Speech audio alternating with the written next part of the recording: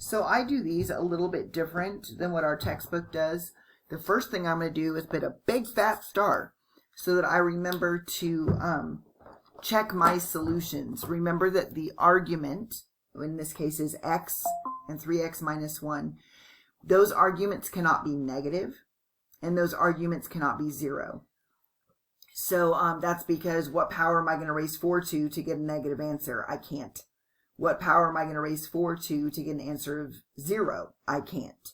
So we're going to restrict our domain and not include any negative numbers or any negative results in our argument, and we cannot have a result of 0 in our argument. So once I'm there, I notice that my basic setup is logs on one side and not logs on the other.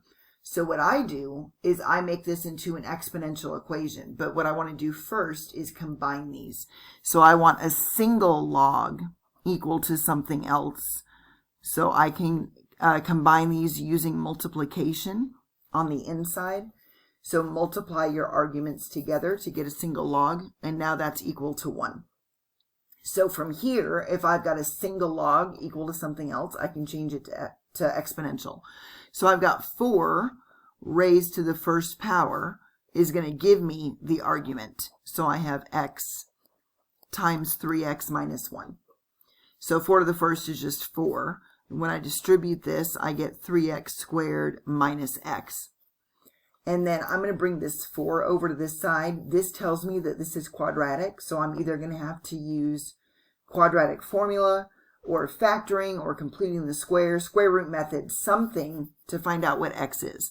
So I'm going to subtract 4 from both sides, and that's going to give me 3x squared minus x minus 4 is going to be 0. Okay, so at this point I'm solving it by setting it equal to 0. So I use the AC method, or factoring by grouping, if my lead coefficient is not 1. So I need two numbers that will multiply to a negative 12x squared, so my signs are different. And when I subtract, I get negative 1. So those two numbers are going to be a positive 3x and a negative 4x. So multiply these, I get a negative 12x squared. Do what the signs say, which is subtraction, and I get a negative 1x. So I'm going to trash this middle term and put these two terms in its place. It does not matter what order you put them in. You'll get the same answer I do. But I already noticed that my 3's and x's match and my 4's match. So I'm going to go ahead and put that in that order. Okay, so all I did was trash this middle term and put the two numbers I found in its place, or the two terms I found in its place. So factoring by grouping says what's common on just the first two terms. I get a 3x, which leaves me with a x plus 1.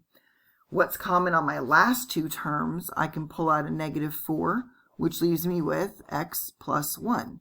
So what is in parentheses is x plus 1. What is not in parentheses is 3x minus 4. What you're literally doing at this step is you have this chunk minus this chunk, and you're factoring out what's common. You're dividing out what's common. So if I divide out what's common, I'm left with 3x minus 4. So now I can take each of those and say, all right, you can be 0, and you can be 0.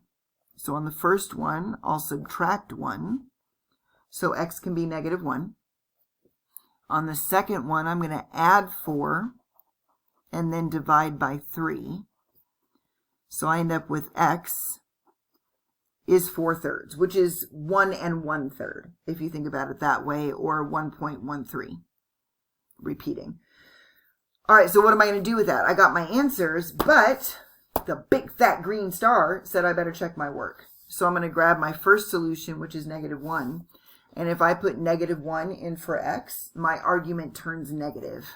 So I cannot use negative 1. This is an extraneous solution, which means I did all my math right, but for some reason I cannot use that answer.